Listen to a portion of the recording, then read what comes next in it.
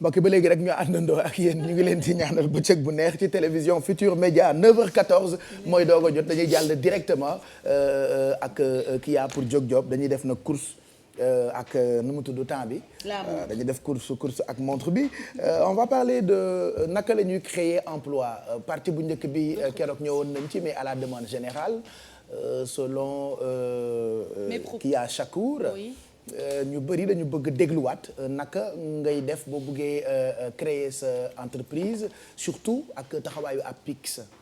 exactement Pape Cheikh comme ni ma ko annoncé woon sànq nañ dem seetaan reportage bi ñëwaat.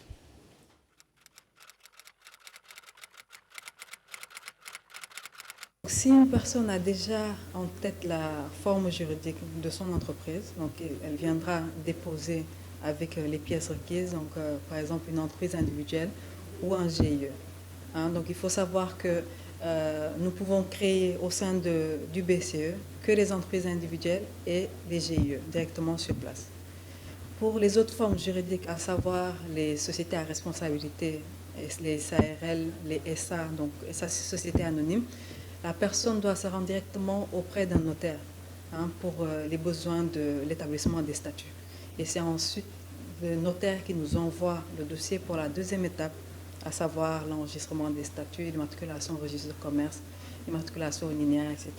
Pour une personne qui n'a pas d'idée sur la forme juridique qu'elle doit choisir, nous avons sur place des conseillers qui sont là, qui peuvent l'aider à choisir la forme juridique. On lui demande déjà par rapport au type d'activité, donc s'il est seul également, s'il préfère s'associer à quelqu'un, s'il veut quelque chose de grande envergure par exemple, et en fonction de cela, on pourra l'orienter vers une forme juridique.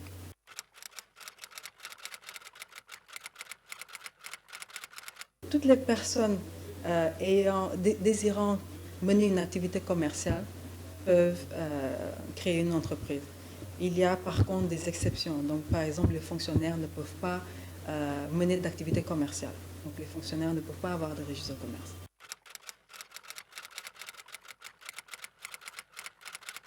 Ça prend tout juste 48 heures. Il faut savoir qu'avant la mise en place de ce bureau-là, il ne fallait pas moins de 2 mois pour créer son entreprise. Et donc, grâce à la mise en place de ce dispositif-là, les délais de création sont passés de 2 mois à 2 jours. Et pour arriver à ce résultat-là, donc, toutes les administrations intervenant dans la création d'entreprises ont été détachées au sein de l'APIX.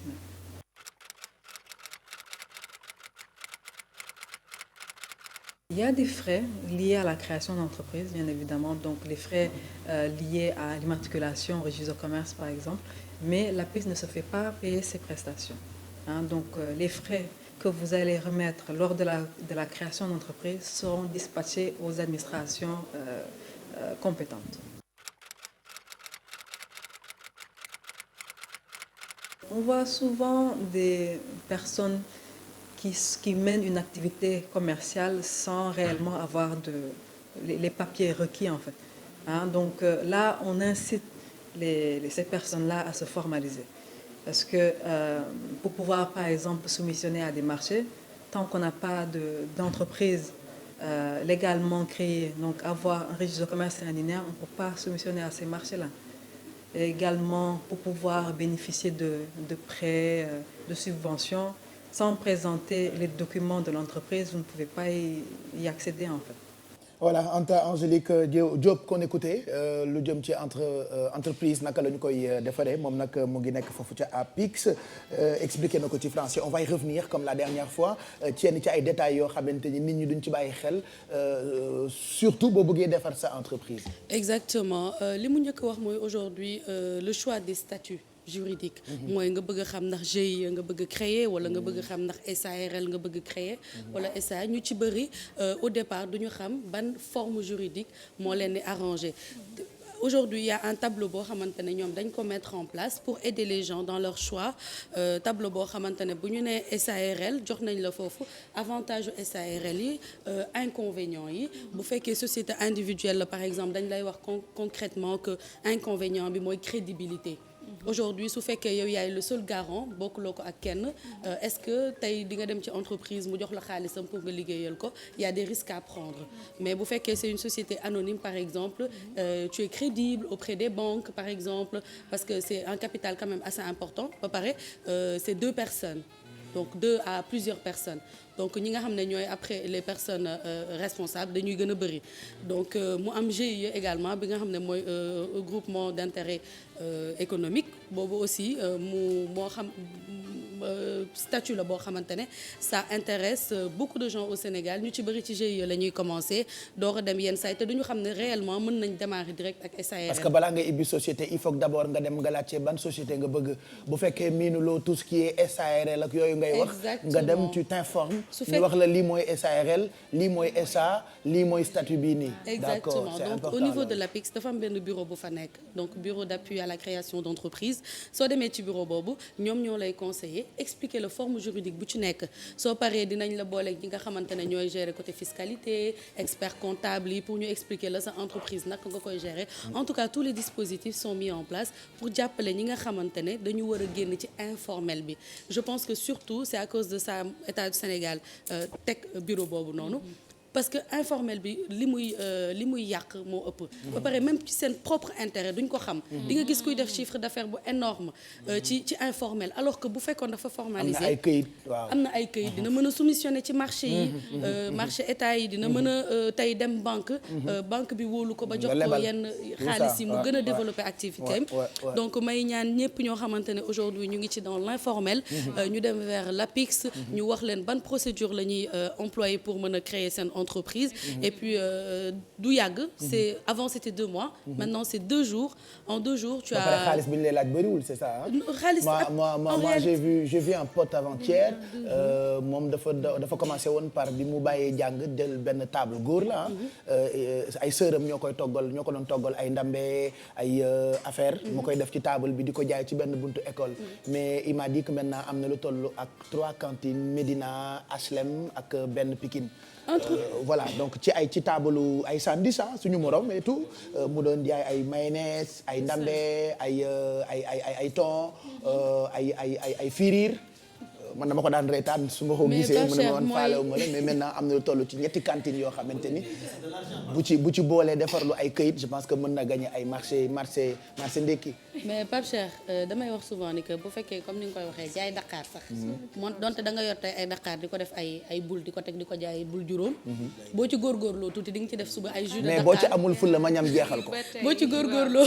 di nga ci def ay yóbbu ko ci société yi def ci ay jus de Dakar boo ci amul ful la ma ñam jeexal ko sama classe su bis jaay gi ma ñam ndax baax na ba mu jeex tàkk il faut nga am ci fulla nga farlu ci comme on dit fulaay jaay Dakar waaw moom jaay parfum yëpp dañ koy pis-pisee wallaay ñam-ñamee ko ba mu jeex waaw mais dama déggoon tamit nga waxoon ci affaire comment dirais-je huissier loolu tamit nan la tëddee huissier bi ngay dem seeti pour kayit yi nga xamante ni voilà notaire su fekkee par exemple GIE la wala entreprise individuelle la au niveau de l'APIX foofu lañ koy créer soxla woo ngay dem seeti notaire su fekkee c'est une SA ou une SARL da ngay dem seeti notaire foofu ngay defee établissement bi notaire bi après mooy jël papier yooyu delloo ko APIX pour APIX mën la délivrer NINEA ak registre de commerce bi donc c'est pas sur place qu'on le fait si c'est une SA ou une SARL super voilà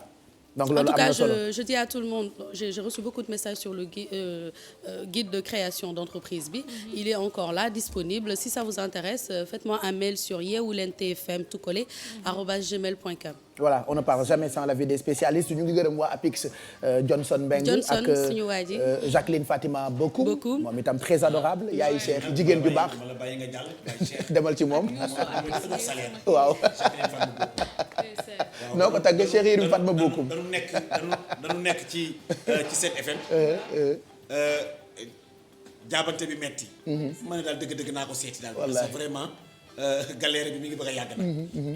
bi ma àggee mu ne Oudou Mbaye Gar mi recruteur mi ñan ñoo fa nekk te amuñu wallaay noonu la mel Jacqueline nit ku yàlla baax te ba tey soppeekuwul oui c'est important moom defe naa ñun tey bu ñu ñamee média sax lu baax am solo lu am solo lu baax fa nga koy defee dans 50 ans dañu koy waxtaani. wallaahi jëf du suulu. Jacqueline fu nee Jacqueline rek. sama mémoire ci loolu lay def. wallaahi yàlla sàmm ko. amiin alors Jacqueline Fatima Bokoum ñu ngi koy nuyu moom itam suñu mag la suñu kilifa la ci liggéey bi ñu ngi gërëm donc waa APIX. on va parler maintenant de chimie ak science comme chaque jeudi ak Bijou tey ñu jëm ci li nga xam ne ni mooy énergie renouvelable yi comme ni ñu leen ko diggee woon keroog naka la ñu mën a soppee tàngaay def ko mu nekk courant borom xam-xam yi dañu koy wax souvent mais ñun comprendre duñ ci lu bëri grâce ak Bijou on va avoir des infos yoo xamante ni mën nañu comprendre noonu ñu koy defaree moom tàngaay bi mu nekk courant. énergie solaire voilà la ñuy wax Pape Cheikh pourquoi ñu koy wax parce que actuellement énergie yi ñuy utiliser muy énergie fossile c'est-à-dire yi utiliser pétrole wala charbon minéral actuellement pollution bi muy indi ci dégager CO2 dafay yàq lu bari ci planète bi notamment day yàq couche d'ozone bi bu yàqoo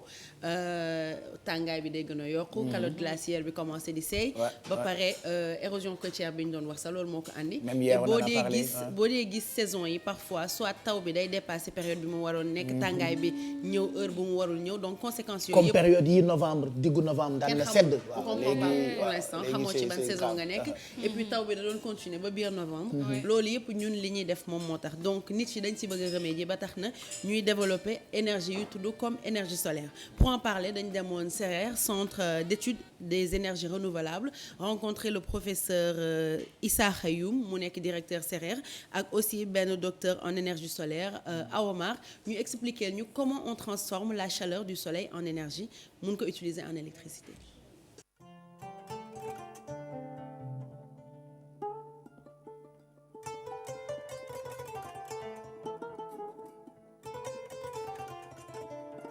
da ngay jël jant bi rek am na lu ñu tuddee ay cellules photovoltaïques moom mën naa leen ko wan sa kanam léegi yooyu boo ko jëlee bu tàngaayu jant bi ñëwee ci moom rek moom dafa xaw a xarañ dispositif yu xarañ la day jël tàngoor boobu rek soppali ko électricité donc du amul leneen looy def moom moo koy defal boppam loolu mooy li ñu tuddee ci tubaab photopile. am na beneen façon nag boo xam ne mooy xaw a jigéen méthode bi Senelec di utiliser pour defar courant pour togg courant léegi bu boobaa lan ngay jël mooy da ngay jël tàngooyu jant bi am lu mel ni ndox walla huile walla diwlin nga tàngal ko ci jant bi léegi nag boo ko tàngalee da nga koy yóbbu ci benn machine léegi nag machine boobu nag moom day entraîner benn lu mel ni roue buy daw ñu tuddee ko turbo alternateur donc turbo alternateur boobu nag mooy mouvement boobu muy def wëndeelu boobu muy wëndeelu donc di tourner moom la ñuy def nag mooy transformé wu en courant dañ koy c'est-à-dire donc loolu mooy transformation bi mooy comme daanaka ni Senelec di def bu boobaa au lieu nga utiliser pétrole wala charbon léegi tàngaayu jant bi rek mooy remplacer loolu mooy remplacer combustible boobu li ñu tuddee combustible. bi ñu gën a xam Sénégal mooy lu ñuy wax solaire photovoltaïque PV. am na boo xam ne énergie thermique maanaam tàngaayu jant bi moom la ñuy jël pas leeraay bi photovoltaïque leeraayu jant bi la ñuy jël mais solaire thermique tàngaayu jant bi moom la ñuy jël pour defar mu actionner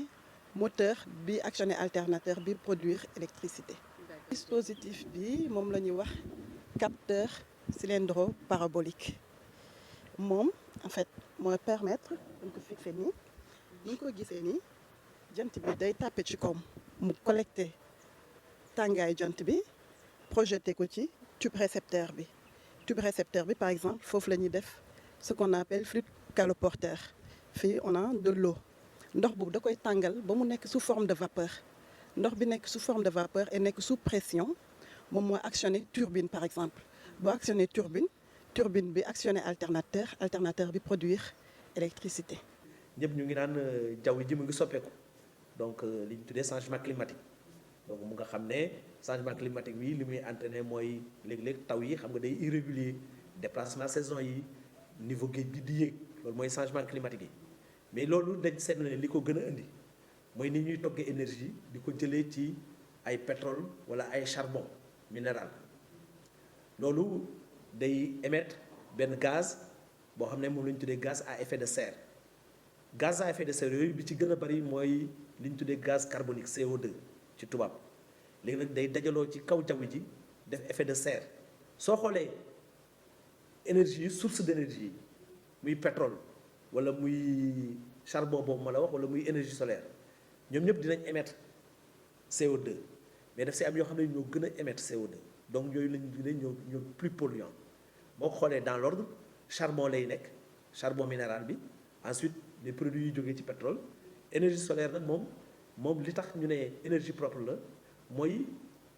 dina émettre CO2 mais ba muy émettre CO2 mooy li matériau bi ngay utiliser pour defar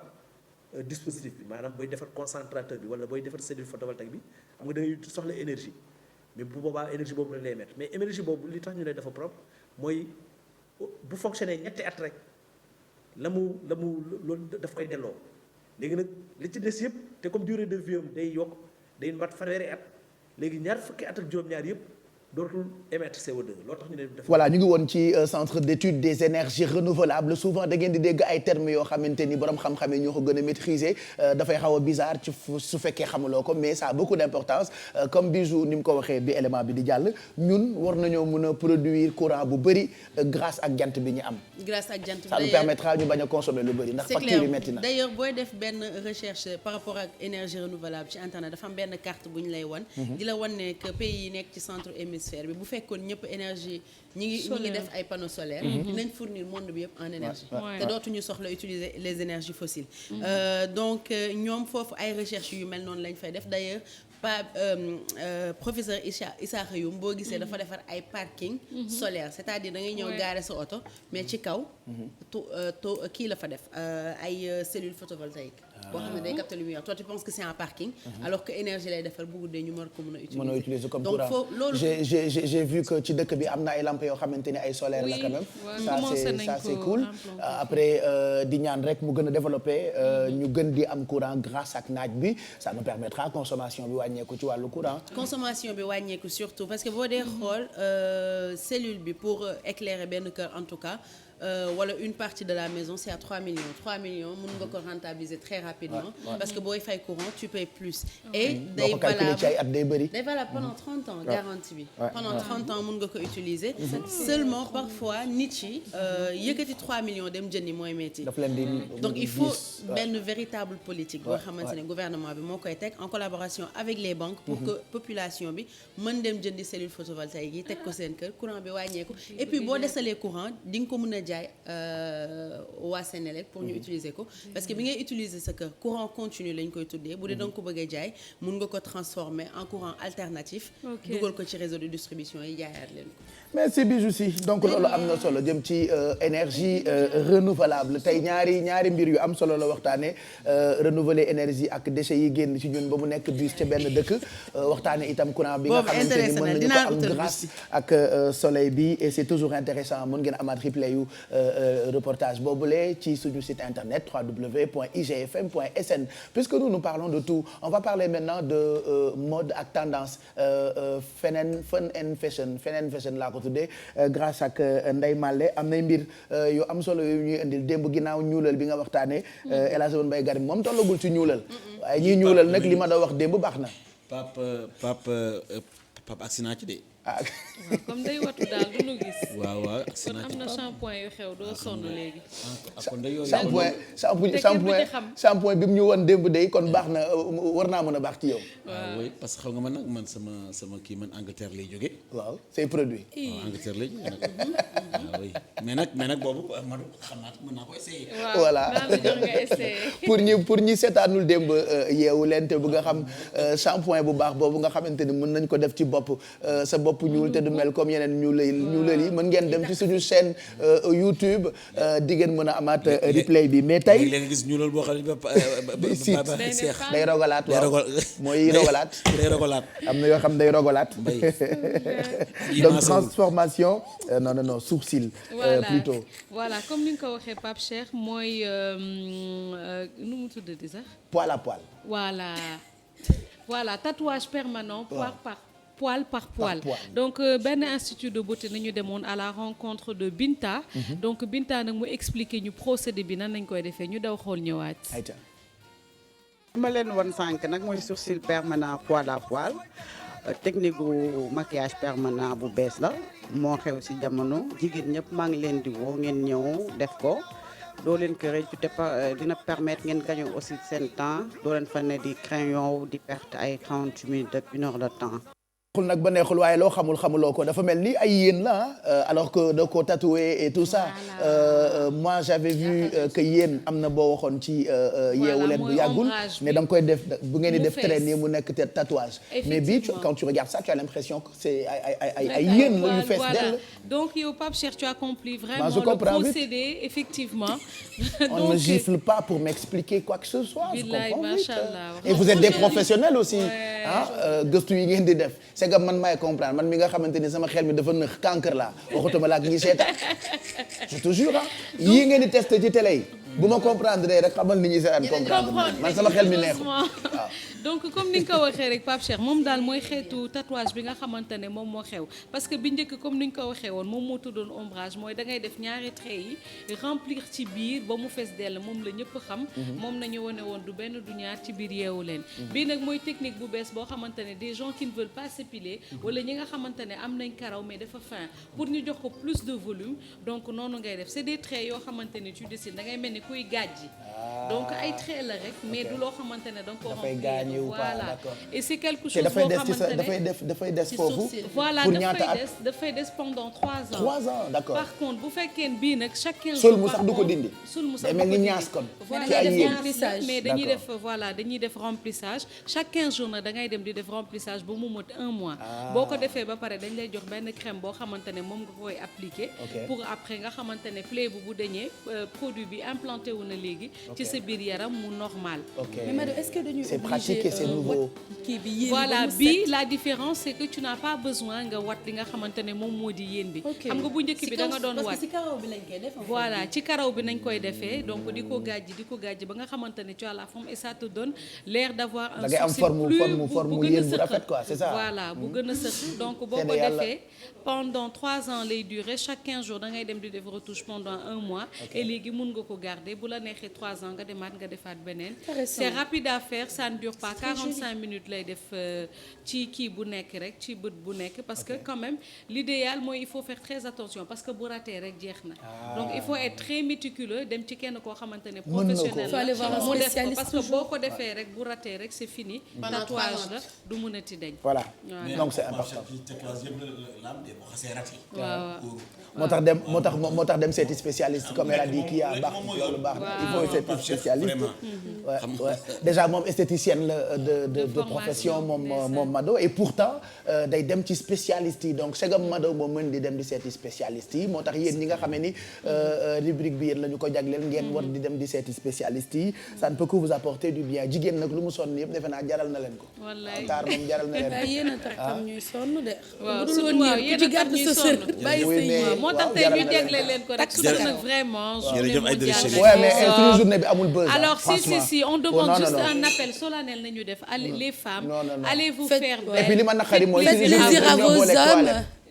waaw. journée de l'homme dañu ñoo booleeg toilette comme quoi voilà nous sommes des toilettes. jërë ngeen jëf. non c'est que parfois vous avez ce tempérament. non c'est vrai hein 19 novembre 8 mars c'est la journée de la femme 19 novembre c'est la journée de l'homme ba pare tombé ak journée des toilettes c'est grave et je reste convaincu que c'est des femmes qui ont décrété 19 novembre journée de l'homme mu tombé ak bisu douce. waaw xam naa ay jigéen yu xam naa jigéen ñi ko décrété ba mu am mooy jigéen ñi amoon problème ak seeni jëkkër rek mais aussi parallèlement ni ñuy waxee ni am na ay jigéen yu sonn am na ay góor yoo xam ne tam dañoo sonn lool fii Sénégal am na association des maris battus il y a des hommes il y a des hommes qui sont hyper maltraités par leurs femmes waaw bëriwuñu mais am na ay jigéen yoo xamante ni seeni jëkkër kaay ma wax la benn affaire xam nga mani dóor sax dóor la mais am na yenn bataille psychologique yoo xamante ni jigéen ñi dañ la koy def de jigéen da lay tëmbajee da lay bii fa foore da lay tibiri bi joo am na y en a plein donc tey daal malheureusement suñu journée bi amul buzz alors El Hadj Mbaye Garmi la ñuy ñëw àndal léegi nii ci li nga xam ne nii moo di fàttaliku tey nag ñu fas yéene jaar ci parcours kii di Alaaji Gàllaay Mbeng waaye dama bëgg suñu gan gi fekkee ko muy Fata bu fekkee mën na taxaw foofu tuuti ñu waxtaan ak moom Fata nag dafay doog a ñibbisi mu ngi dëgmal datam nag le 5 décembre la. def naa am na ñetti date de Baye Cheikh. waaw ñetti date la mbay ma lim. waaw date bu njëkk bi le 5 décembre la. date bi ci topp le 12 décembre Fesmoka ak Ndey Ndak. date ba ca topp juróom-ñeent la ci weer wu njëkk ci at mi muy le 9 janvier donc datu Fata datam bi dinañ ci waxtaan léegi nii muy date bu am solo léegi nag date bi dama koo génneel lu bees il faut que ma woon leen ko sama table ji laay pousse waa kay date bi daal nii laa koy wone est-ce que waa kay caay ndax sa goro nga def de waa date bi jaralu leen ñaari junne date bi daal nii laa ko bëggee waaw date bi jaralu leen ñaari junne xam nga ñu namoon nga yii de dem France rek toog fa ñing ak États-Unis fu ne da ngaa yàgg gat di sant rek maa ngi dem di fa ay tournée rek mel ni ko dëkk foofu waa lu la fa jëlee attantaay changé leen seen tur yi bu ngeen bëggee dem France ay Alaaji Moustapha ñing ak ay Idriss Déby mii nag Idriss Déby mi nga xamante Ruqiyatu Idriss Déby ay dara Chérif yow de doo dugg France yow moom kamikaze direct yow xoola yow fichier S ngay dem directement billaay mbay pourtant ni ma toogee gën a confortable sax jaralu leen junne ay wax leen nag jaralu leen junne suñu ñetti dat yi suñu ñetti dat yi jaralu leen junne maire ba duma leen nettal lu mu def waaye daal boo ko paa bam di fa fooree daa génn ci kër ga paa bu mu romb ne la sama caat man jaralu la junne paa yi ngàmb seen gémmin jar na lu ëpp junni waaye le 5 décembre jar na lu ëpp junni parce que entrée bi 10 000 la amul VIP amul dara muy révolution acte 2 on va en parler dans quelques minutes ñu bàyyi la nga nuyoo ak sunu xarit yi. waaw maa ngi leen di ziar bu baax Pape leen nuyu yéen ñëpp di toog ci plateau bi maa ngi kontaan bu baax a baax si invitation bi xam nga di dal jàmm si kër gi di nuyu borom kër gi ci tàmbali bi yow kër gi fi nga dëkk waa jeex na kër gi sa kër muy noonu donc kontaan si kër gi jaralu la junne ëpp na junni voilà sant bu baax waaw ba pare El Hadj moom xale bu yaru la ndax fi mu bokk ñi nga ma xabiraay mii bu weesoo artiste bi mu nekk rappeur fexe nag ba dégg ci ndaanaan ci xale defe naa yombul woon dafa naturel sax Baye Cheikh danu ma sa day ak moom maa ngi moom ak ñaari géwël ñu ngi dajoon li Félix Fort waaye li nu ko rab moom di dégg na ko Baye waaw dégg na ko xale la boo xam ne doo ko wax lu baax mu lay ree de baax la suñu goro suñu xarita waaw dëgg te sourire dafa am solo Baye Cheikh de loin bu ñu la séenee war nañu jàng ceewu sa ree wax dëgg yàlla waaw wax dëgg yàlla sourire si bu muy génne mooy xol bu njëkk mais tubaab da ko wax le rire c'est la musique de l'âme yenn ci ay dëkk sax nga xam ne farataalu ñu reetaan dañoo dem ba léegi di organiser ay thérapie pour di reetaan dañoo dem ba di jël ay nit yoo xamante ni dañ leen di fay ñuy ñëw pour uniquement pour reetaan loo leen séminaire du rire parce que ñoom duñu reetaan et moom c'est l'un des meilleurs daaw nga commencé woote événement bu mag daan nga def ay événement mais daaw révolution bu njëkk bi daaw la woon ren ñu ñëw nag ci acte 2 bi ñu ngi koy préparé date boobu le 5 décembre la ca kanam ci Yeewu Leen Plus bi dinañ ko gën a détaillé mais pourquoi datu 5 décembre bi. bon c'est vrai que dañ ci bàyyi woon xel si déjà pour bëgg ko defaat parce que déjà pour ñi nga xamante ni jotuñu woon am occasion ñëw ko toog nañ seen kër am nañ ci yenn regret parce qu'ils auraient voulu ñëw xam nga dund ko parce que xamuñu woon bu baax musique gu Fata en live. Donc c'était important parce que di nekk rappeur après nga évoluer ba nekk musicien tu peux dire après day tax nit ñi dañuy bën kumpa si li ngay def donc tey jii moo leen njëkkee invité Grand Théâtre pour ñuy ñëwul toog seen kër xam na ni musique laay def quoi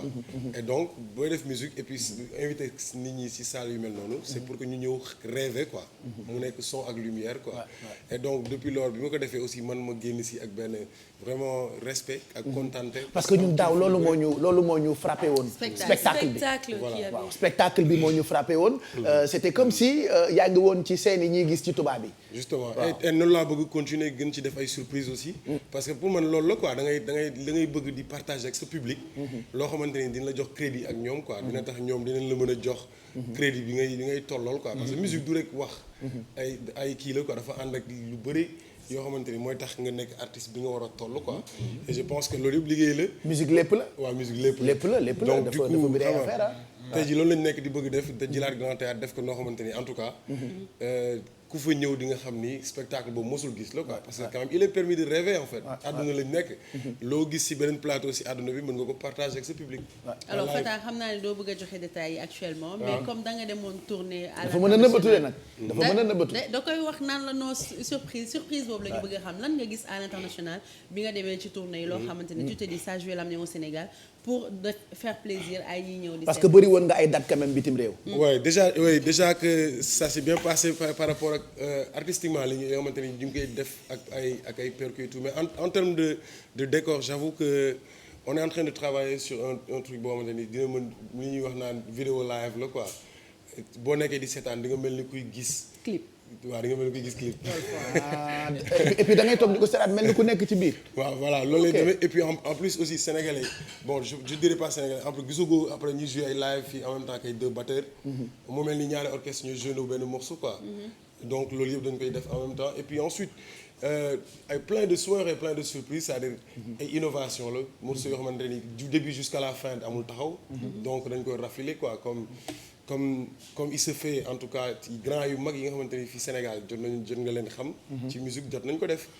ñu ay medley. te donc waaw xamante ni gars yi mën nañu toog ba pare te musique du taxaw benn yoon. ok loolu daaw gisoon nañ ay surprise mais ren ñan la ñuy xaar tey ci révolution. mais xam nga boo jotee Youssou Ndour mu ñëw seet si la benn si sa tàmbali da ngay am problème bu teg si keneen 10 jours. waaw Youssou Ndour doy na invité ci spectacle. Omar Pène. Youssou rek doy na invité la voilà jaralul leen junnee ay da leen may large yéen ay réalisateurs yu ñàkk dégg laa àddal tey kenn mësul gis loolu. non Youssou Ndour doy na invité. waaw Omar doy na invité Omar Pène doy na invité et puis yow ah Omar Pène da ngeen yàgg. waaw da ngeen yàgg defe naa lu bëri defandoo ngeen ko ensemble. je pense qu'on va en parler dans quelques minutes. on va revenir sur ça parce que révolution acte 2 la muy le 5 décembre bu ñu màggalee ba noppi rek ñun ñëpp ñu joxante rendez-vous fi nga xamante ni moo di grand théâtre Datu Fata la jaralu leen junni. wala jardalu ëpp junni. ñaari junni tey daal li laa bëgg bu xew fii ba le 5 décembre ku ci caayee rek laa jël sa nawle nga toogal waaye li jaralu leen junnee. caaye yi nag dinañ ko célébrer le 5 décembre parce que maa ngi ñëw lu juróomi caaya xew la bu rëy boo xamante ni dina am lépp et puis li tax Fata ay mbiram neex ñu c'est l'un des rares artistes wala rappeur yoo xamante ni amul ñiy consommer hip hop kese. mag ñi dañ ko bëgg Eumane Mbaye Garmi mii day déglu Fata sama yaay day déglu Fata booy nekk ci mouvement hip hop bi dañu koy déglu góor da koy déglu jigéen da koy déglu après dafa teel a comprendre ni moom c'est un artiste point alors un artiste point mooy ki nga xamante ni da ngay bàyyi xel ci lépp et puis di gën a sagal couleuru Sénégal ci yenn ci ay scène tubaab comme tu l'as fait ci sa date yu mujj yi loolu itam defe naa honneur la woon surtout nga am chance su liggéey ak ay maison de production yu mag. oui bien sûr en fait xam nga Pape boo nekkee Sénégal siiw fi ba pare. yàlla def ni bu nga nekk ci média yi ba xale yi sax di la xàmmee. da ngay sant quoi. mais si tu te rends compte que aussi xam nga mission bu rëy la. boo demoon léegi ci tubaab yi duñ la xàmmee. da ngay xam ne liggéey bu rëy moo nekk sa kanam. donc nekk Sénégal siiw fi rek bon yomb na quoi. mais après boo dee. parce que Sénégal lu tuuti la boo ko dee méngaleeg dëkk yëpp. waaw lu ndaw la Sénégal boo nekk 13 millions 14 millions de personnes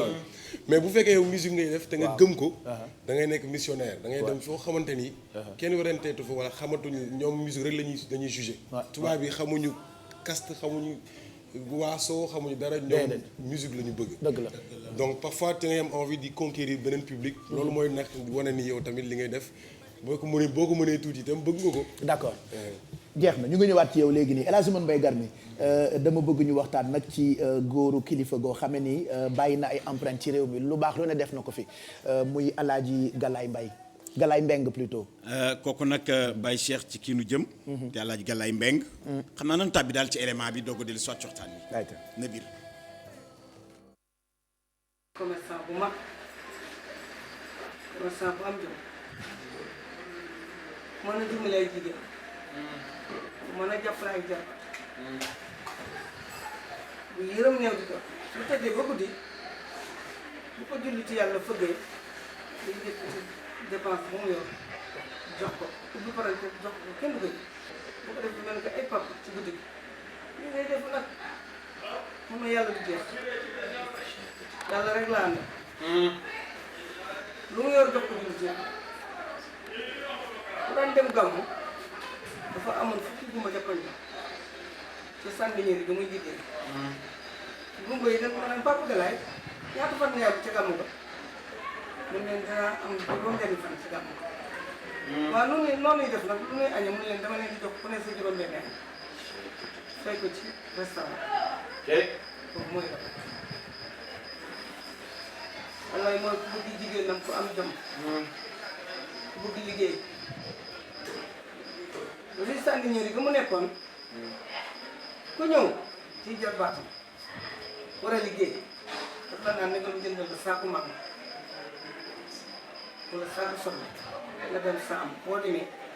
jaay boo jaayee ba pare ba heure ba jot nga ñëw delloo si mën na continuer jaay bàyyi la xaalis ku bëggul njabootam xiif bëgg nañu mar bëgg nañu rafle moo nu yàq ci lu baax moo nu yàq ci jom moo nu yàq ci fulla moo nu yàq ci fay moo nu yàq ci bañ ku nu yàq moo koy dal ñan la àndaloon yaay ci jamonoom dalay nga àndoon nag mbañu koy may moom layente gas docteur bi kooku la àndoon du bokk ndey ak baay ku jamono jàpp sa kër sa morom rek yaa yore kër ki te des yaa yor courant yi yor ndox yi yor dund ku jamono jàpp sa kër noonu la dalay daan def ngay def dalay moo bokk ak Omar bi rek ndey ak baay ñaasa ko ñaasa leen ñoo fat ceer nooyu seen taw seen ndax moo ma yar bàyyi ma doomu bu baax yi ñu ngi doon nem ñoo ko di ma seet ñu gis ak setam moo koy dem sama papa nag moo woon foofu ci yaay xarit xam nañ ko ndax moo suñu bàyyi waaye suñu bëgg yàlla lislaam lool dafa wala faale na alxuraan noonu ko daan jàngal ci biir kër gi boo ñu jëlee bëgg doon jël ci ndey ak baay ñu xamul benn doomu baay doomu baay ñun ñëpp ñëpp bokk ndey baay ndax loolu la yare woon boo ñu si biir kër gi ñu ngi ci suñu mbokk kenn ku nekk ñu nekk ñu day fekk sa morom si biir bi andi loolu wax dëgg kenn ñu wax ay mbaaxam xanaa yàlla dimbali ñu ci rek ñu sol macha allah fu mu mën ci nekk rek mbokk yàlla ko te du soppeeku bu baax rek man ñu ngi ñaar maa ngi gën a tuuti parce que pour bàjjen laa daan nekk mais bu dee mu yóbbul ma saaku ceeb kër gi yóbbul ma saaku ceeb kër gi wallaahi ay kër bàjjen matin dañ ñii ci usine ñaari tari matin ba ñaar di seen daan ko denc macha allah boobu xale laa xalaa la mujj yóbbu saaku ceeb man xale laa waaye nag am na ci lu ma fekkee parce que lu ñu ma nekkee lu bari itam sama papa da daan gis taalibe bu taxaw sax man ñuy taalibe sax buy jooy mënu ma ngóone kii taalibe baa ngi nii di jooy dama ko bëgg kilo ceeb te nga dem sang ko jox ko yéen a may sa day ñu sol loolu sama papa def na ko fekk na buy jaay banaana ba lamb mu jël palaatu banaana ba jël ko def ci biir mal arrière am ku romb ci taalibe yi mu yëkkati taxaw feu rouge jox ko mu lekk loolu yëpp ci mbaaxam la xanaa tey ñaan yàlla rek lépp lu mu daan def ci àdduna yàlla ko yàlla fay ko mu tëdd voilà ñu doon waxtaanee parcours góor gu baax googu di Baye Galaye Mbengue moom nag et puis nit ku baax sax da nga koy xool ci ay turandoom bu bëree rek nga xam nit ku baax waxatuma la ak jikkoom ak parcours am ay mbokkam ak ay jegeñaaleem waxtaanee ko noonu. ñaari Galaye boo dégg ci askanu ngéwël Galaye Mbengue bi moom lañ ko duppee waaye Baye Cheikh dafa am ñaar yu ma frappé ci moom bu nit ma saana bëgg dara Alaaji Abdou daan dem rek ca Galaye Baye Abdou Aziz keroog tam bu mu génnee àddina bi Alaaji Bassirou Diagne ak see dafa ne nun da dëgg-dëgg nun daal nun ay géer lañu waaye suñu géer a ngi nii tëdd boobu ma saana ñëw kër gi am benn dépense day préféré jox la kooku daal mooy Galaye Mbengue te nag roy waay dafa am solo te tamit ci ñi nga xam ne nii boo duggee ci seen kër dañuy jënd xar yi di togg di yekk rek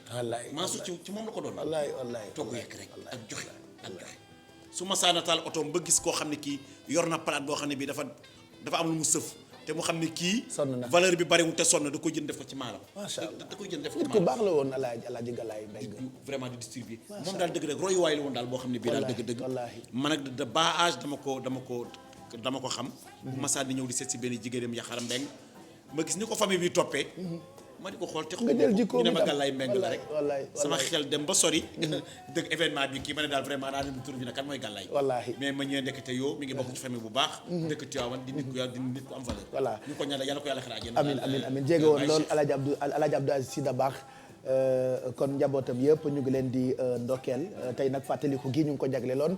kookee di Alaaji Galaye Mbeng ñu ngi la ci gërëm bu baax El Hadj Mbay Garmi ndax yaa ñi woon a lekk nit yu am valeur yooyu nga xamee ni ba doon suñu sago ñu toogaat ci réew mi ndax xajoon nañ fi waaye ku ci nekk boo nettalee parcours am rek wax dëgg yàlla sa xel mën a dal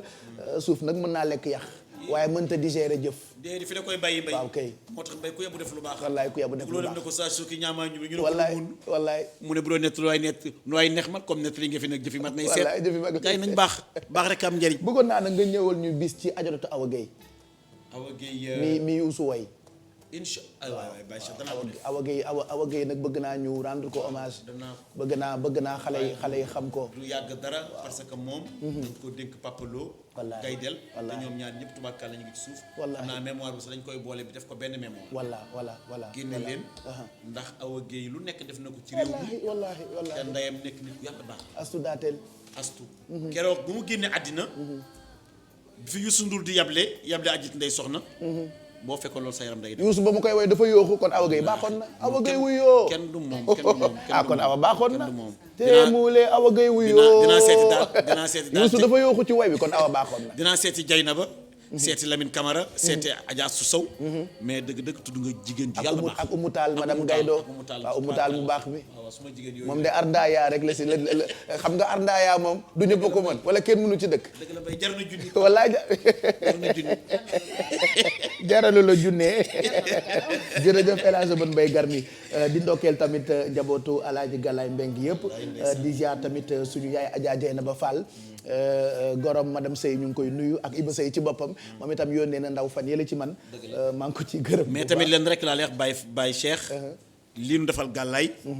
parce que famille bi dafa rëy te mënu woon dem ci ñëpp wallaay mënuñu woon dem ci ñëpp wallaahi doomu baay yeeg doomu ndey yeeg ñëpp ku ci ne daal dëgg ñëpp dañu ko def pour yéen ñëpp voilà ndax famille bi benn famille la Baye jaralu la junne jar na junne Baye Mamadou Mouhamed Ndiaye moo yegg ci léegi noo koy bëbaxee pour revue de presse bi xalaare la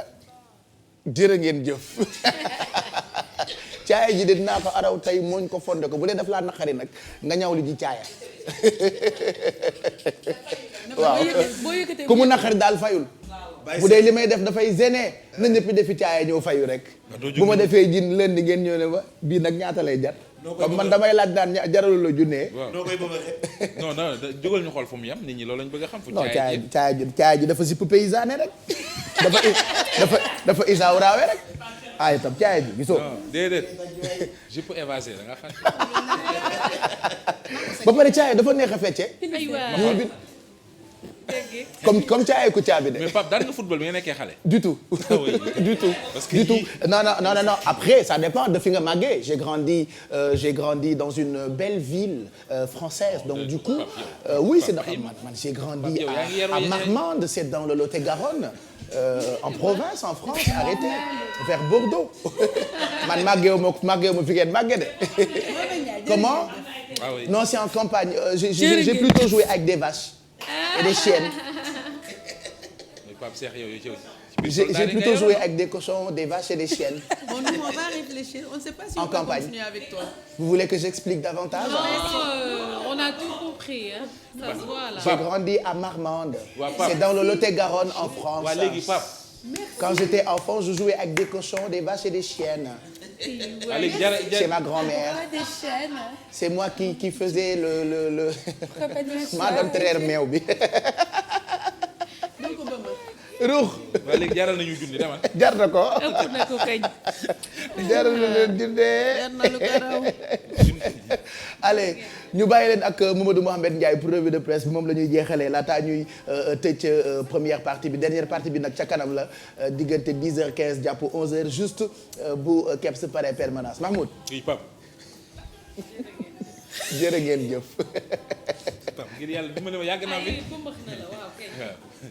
jërë ngeen jëf. est-ce que yéen a ngi fàttaliku Ibul Mbarka Ndiaye lii de la ma jox idée ba ke jaay rigi su yàqoo ma defaraat rigi way nañ ko fu ne kat bu leen ma ree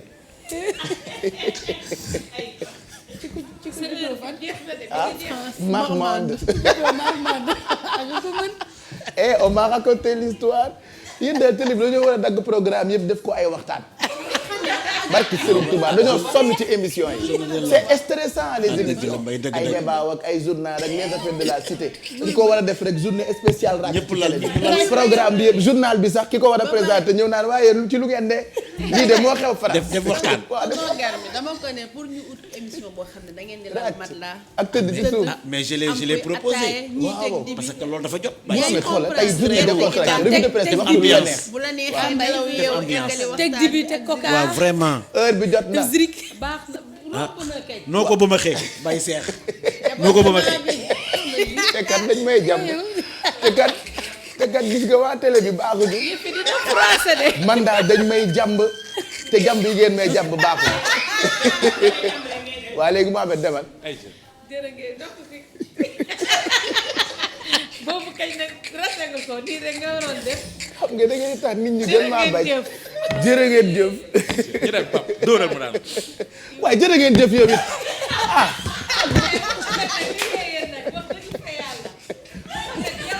ok Mohamed jërë ngeen jëf mais commence quand même. mais c'est toi aussi. non c'est Mohamed. c'est Mohamed boo ko nee kii ma. Wale xaaral ma la gën a jërë ngeen jëf mais il est l'heure commence la revue de presse Mohamed waaw kon ma génn plateau bi génn ba wax ko. non kaay bàyyi Cheikh kaay non kaay.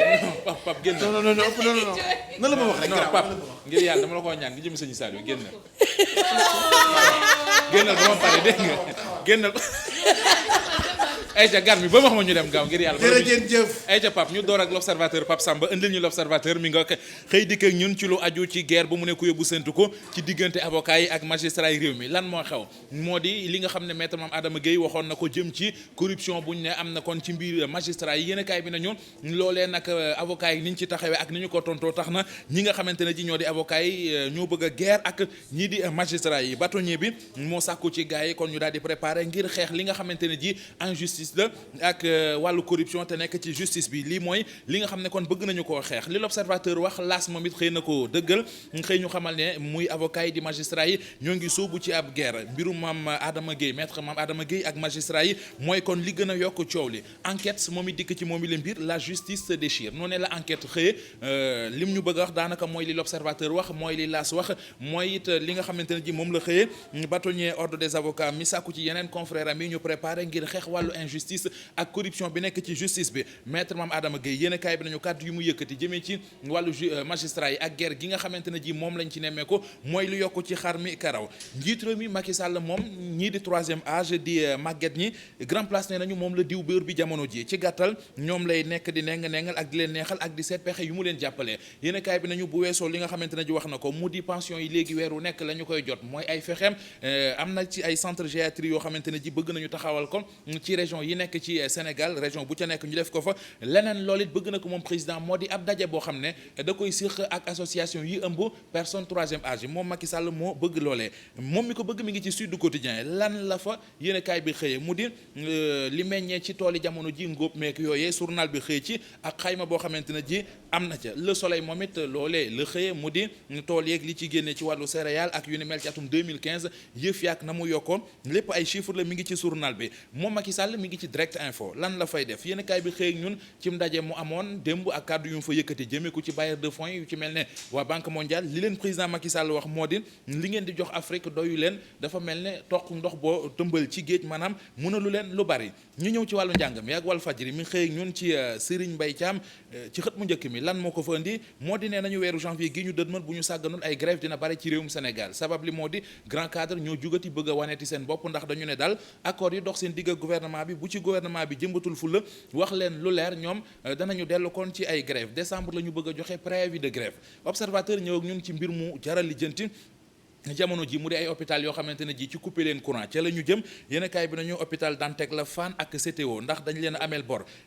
Dantec amee na borob 1 milliard CTO am na borob juróom-ñaar téeméeri millions Fann amee na bor 1 milliard yoo xamante ne ji Senelec lañ ko yoral ni ay facture Libération la ñuy xool fekki fa Seydou Kane ab l'homme d'affaires la bu nekk ca Gabon jàpp nañu ko yéen kaay bi nañu ña ngi ko jàppee ca France wàllu corruption jëm ci marché public ca Gabon ca la ñu ko jàpp bañ ko jàppee nag fekk nañu ci moom ñetti passeport diplomatique yoo xam ne benn bi Sénégal gii lañ ko defaralee benn waay buy liggéeyee ci ambassade Sénégal ba ca Paris la waroon a fekkanteel ci aéroport fa la ko gars yi fekk jàpp ko Seydou Kane mooy kan la tribune xëy ñu ko leeralal nee nañu wàllu blanchiment la ñu ko jàppee moom Seydou Kane ab l'homme d'affaires la bu dëkk Mali fa la cosaanoo bi ñu koy jàpp tribune nañu fekk nañu ci moom benn passeport diplomate bu Sénégal gar mi ana pap woowaat leen ko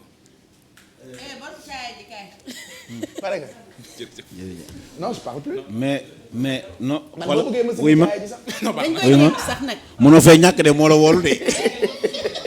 xam naa nga bëgg nga accompagner ko pour mu mën a dem ñibbi pour mu mën a génn studio bi. ba pare xam nga lu may fàttali mag ñi duñu daan feccee xam nga ñoom juróom-ñaari sër lañ daan def. bu ñuy feccee di waaj dañuy yëkkati par benn sër par ñaari sër ndeysaan xale yi defatuñu yooyu. mais xam nga suñu tenue mag yi dafa daan def. Mohamed jërëjëf ñu ngi lay gërëm bu baax merci mu nekkoon revue de presse bi kon tàggoo leen.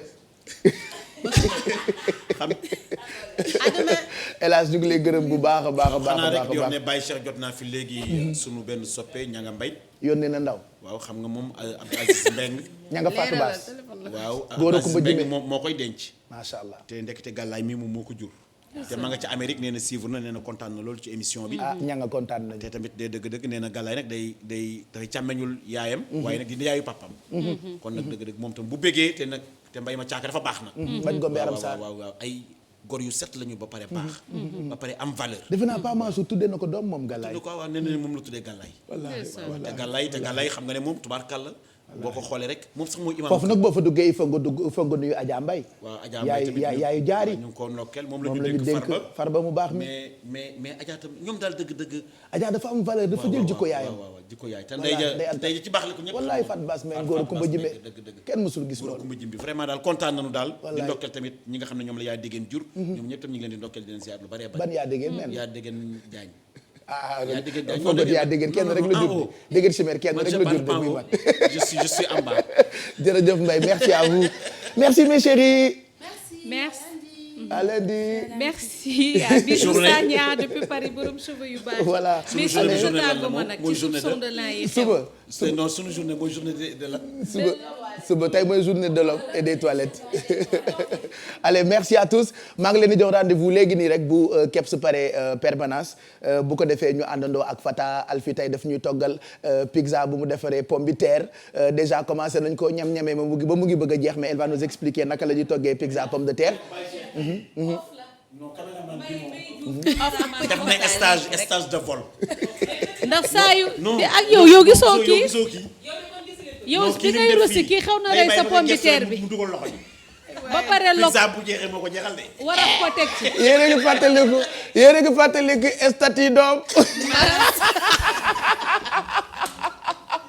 à tout de suite.